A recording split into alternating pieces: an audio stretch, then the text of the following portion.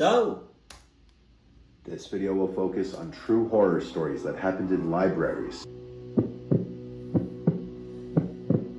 You know what's crazy when it's anonymous? When I was in university, I would take 6 courses every semester because I was doing a dual degree, and I wanted to get it all done in 4 years. This meant a lot of semesters. I was up to my neck and ears in homework and studying all the time. My university had a library that was open until midnight. I was also interning this semester, so That's a library? God damn. 4 stories? Jesus. I had almost no time to do my work. I still lived on campus at this point, and my suite mates could be very loud and distracting sometimes. This was a Wednesday night, so I had 3 classes that day and my internship. I also had 2 exams the following day, so right after I finished up at my internship, I went straight to the library. Our campus library was very big. When I got there at 9 p.m., there was still a decent amount of people everywhere, but from 9 to 10, it quiets down a lot, and I was planning on being there until 12, studying for my 2 exams the next day. Jesus. Around 11, most people were gone, but there were still some around. I was sitting at one of the tables sandwiched between 2 bookshelves on either side, so it was a little more private and secluded where I was sitting. Less distractions. By 11 o'clock, some guy who looked to be in his upper 20s came into the section and passed one of the multiple empty tables and came to mine, where he sat down diagonally across from me at the table. I looked up. Literally? On mothers, this is what I would have done. Let's say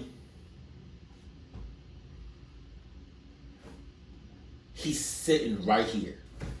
But literally, like, there's hundreds of other, like, seats you can sit. He's sitting right here, but he's across from me. I don't know how to explain. Okay, no, he's across from me. So he's literally like a few inches, maybe a foot or 2 away from me. I'm already doing my thing. He comes sit down.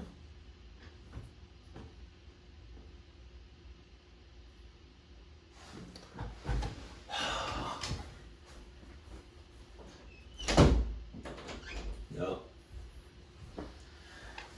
Like, what you sus. If you really thought I wasn't about to see and notice and sense and smell and taste, pause, on your cluck ass, your sus ass, you got another thing coming, brother. And he looked back at me and smiled as he was setting his books down. I looked back down and just tried to focus on my studying and not wonder too much why he decided to sit at my table. Wow.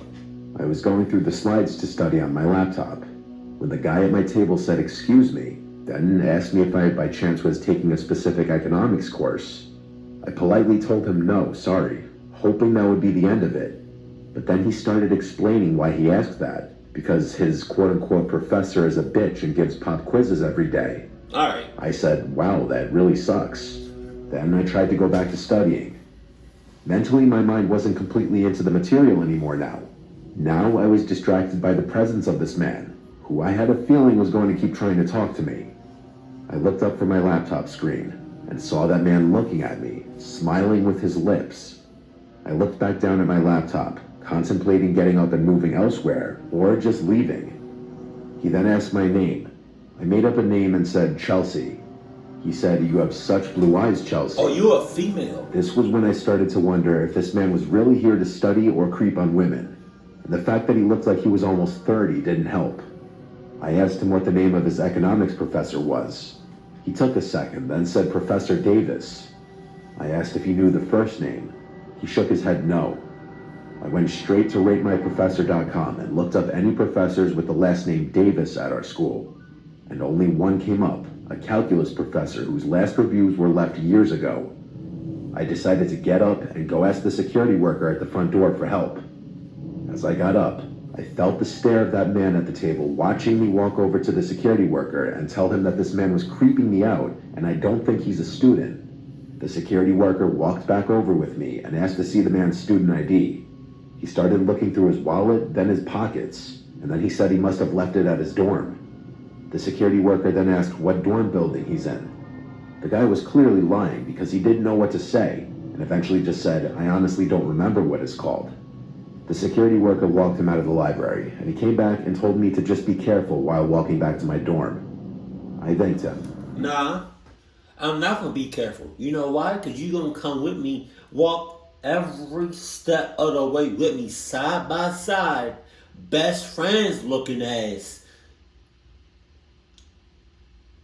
We walking so close to each other like back pockets. That's how close we about to walk. From here to my dorm. Nope, matter of fact, from here to my room. Yup. Hey, and if you want to spend a night, by all means. The whole rest of the time at the library, my mind was so distracted just thinking about what a creep that guy was.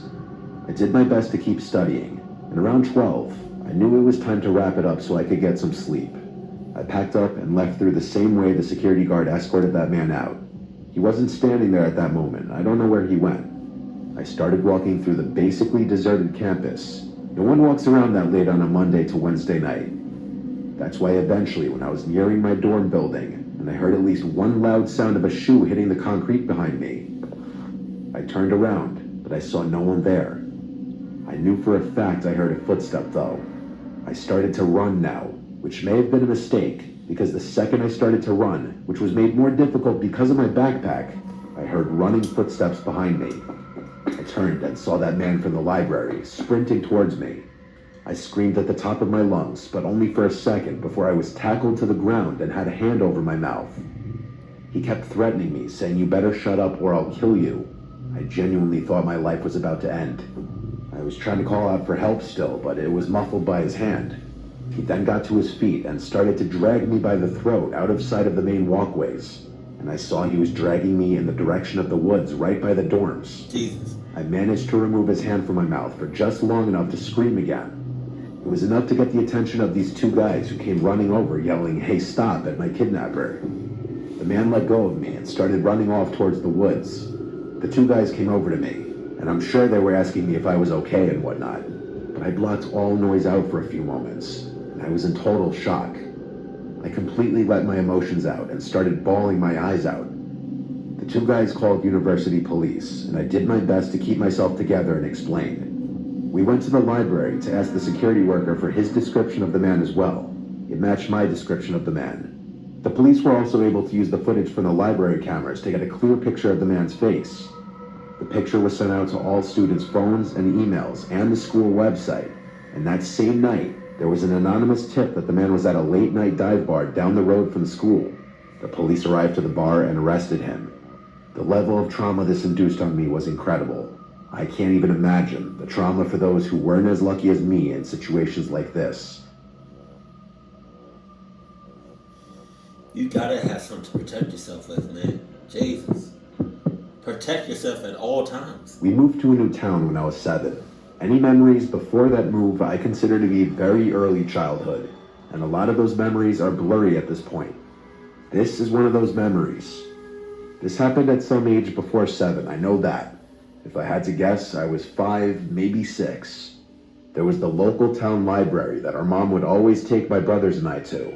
It was a few blocks away, actually. I remember this one day. It was my mom and my little brother, who was a toddler at this point. We started the day at the mall. Probably spent hours there, tagging along with our mom shopping.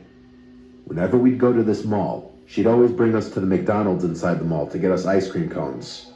I remember we got ice cream on this particular day, because on the way to the library after leaving the mall, I still had some of the cone left in my hand. We arrived to the library, and there was this kids' computer section that my mom would let me stay at and play computer games while she went and did whatever she'd do. When I got bored of playing whatever old online computer games there were at the time, I got up and started walking through the aisles of books in the kids section of the library, looking for the I Spy books. The kids section was in the far corner of the library, and while I was walking from aisle to aisle, I heard a psst from... Oh my God, I just got this weirdest image in my head, like the most disturbing, because she said, she was looking for I Spy books? What if there was a creep that went up to the girl that's about to happen now, right? And the creep said something like, You wanna play a game? Sure. I Spy with my little like, oh my god. Behind me. I turned around and saw nothing. I was looking at the back wall of the library, which had another shelf of books leaning on it. Then I saw half of a grown man's face peer around the shelf and said, "Peekaboo." I remember laughing and feeling no sense of danger. Okay. He did it again. He went back behind the shelf, then peered out his head again and said, "Peekaboo." Again. Yeah, and then I would have came out of nowhere as her father talking about some peekaboo, bitch. I'm sorry. He asked me what I was looking for, and I said the I Spy books. He said he'll help me find it. He came over and took my hand and started leading me through the aisles. Oh my god. Leading us, I guess, to the section of books that began with the letter I. And there they were, at least 5 I Spy books next to each other. I grabbed my favorite one, the treasure hunt one, and he said, "Let's go sit down and play." He led me to a table in the corner by a couple children's computers, and we started looking through the pictures. Damn. I feel so bad for these little ass kids. And also, just people in general that's just so gullible and so naive. But I just feel more bad for the kids, man. Because they don't know. You know? I mean, some of them, it's a very small few that know what's going on or what's about to happen. But to the ones that don't and is just completely oblivious to the situation that's either about to happen or is currently happening, it's just, I'm so sorry. This went on for some time, and he was asking me questions about myself as we played I Spy. The question that still sticks out to me the most is, "Who are you here with?" And I told him my mom and little brother. At some point after this, he said something implying that there's a kid's playroom downstairs, and I, at that age, never knew that there was a downstairs to the library. He said we could take the book down there. He led me to the door that led to the basement of the library, which, for reference, is actually where events and meetings for certain clubs and organizations are held. And there is actually a little playroom down there, I guess for parents who have to bring their kids with them during any of the meetings. The man led me to that little playroom.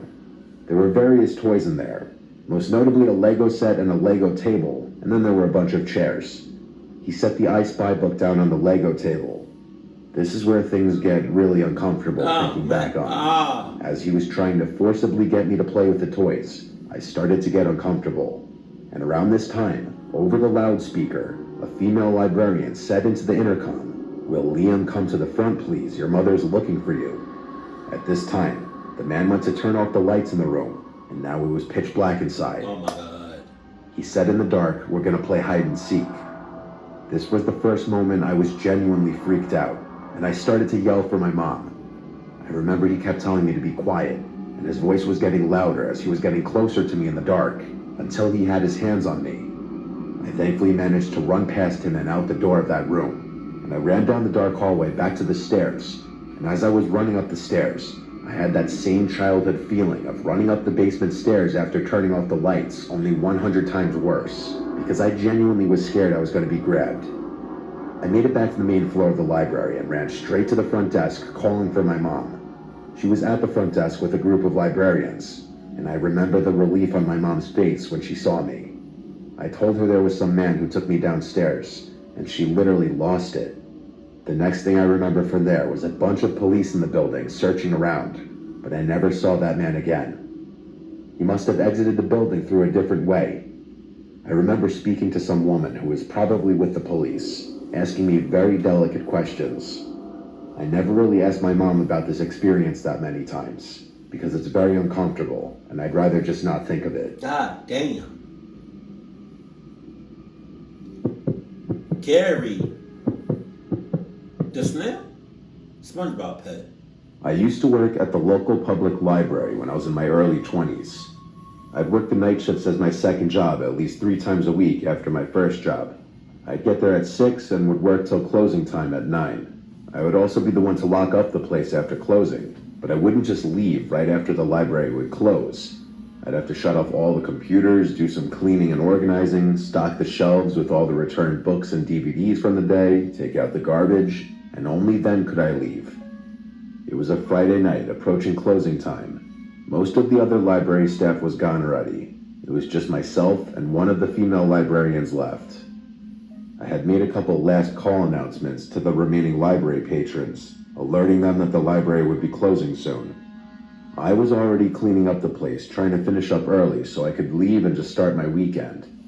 Look at all them damn books.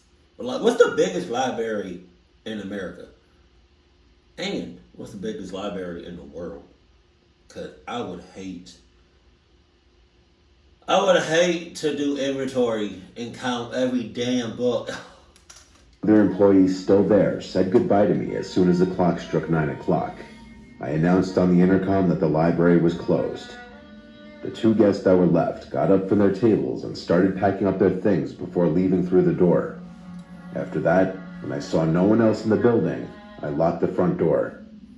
I proceeded to start fixing all the chairs to be neatly tucked under their tables. Then I started emptying all the garbage cans, and when it was time to bring them outside to the dumpster on the side, I unlocked the front door again and brought them out. It was quiet outside. The library was kind of tucked away from any main roads. When I came back inside, I locked the door again. Now all I had to do was restock all the returned books and DVDs from the day. I grabbed the two boxes and started with the DVDs, which was easier since the DVD section was smaller. It took about 5 to 10 minutes. During this time, I thought for sure I heard something come from one of the book aisles.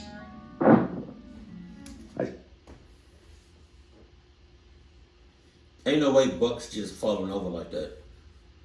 Let alone them thick-ass Harry Potter books, which I have never read in my life. I would watch the hell out of the movies, but not like, you know what I mean? See, because at that point, I would have just heard that. I would have just left. I would have called the police, and I would have been like, y'all go check it out.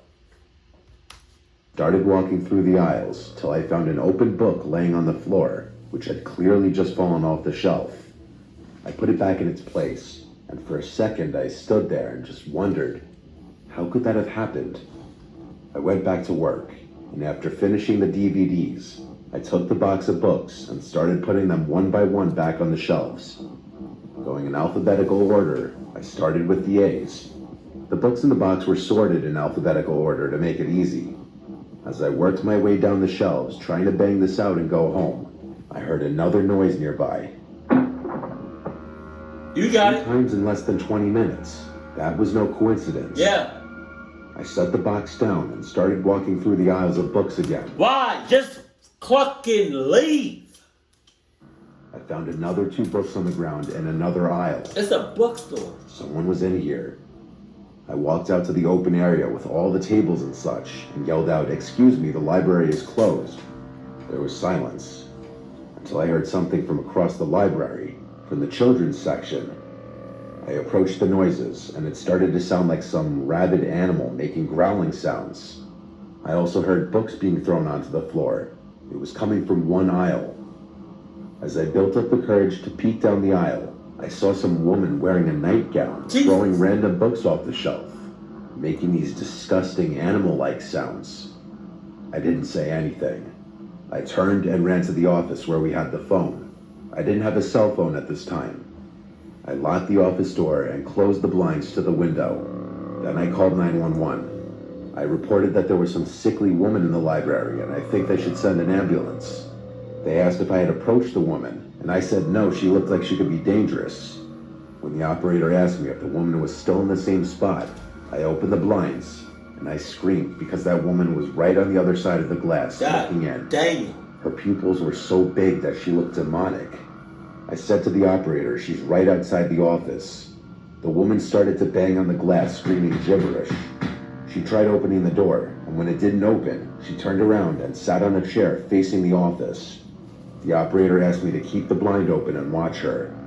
The woman was wobbly as she sat down, so I noted she was definitely high out of her mind.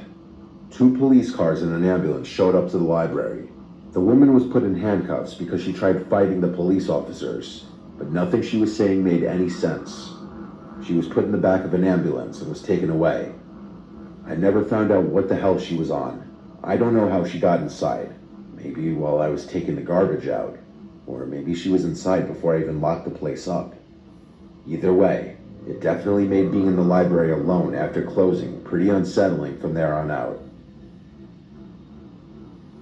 And it's the library. Like, it's not that important. You know what I mean? It's a library. You know, if you was going to risk your life over anything, thank God you didn't. But if you was going to risk your life over anything, you know, like, risk your life over, like,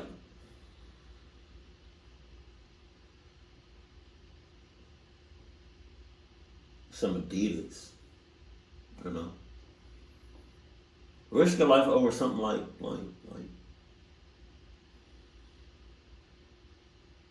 that's about it.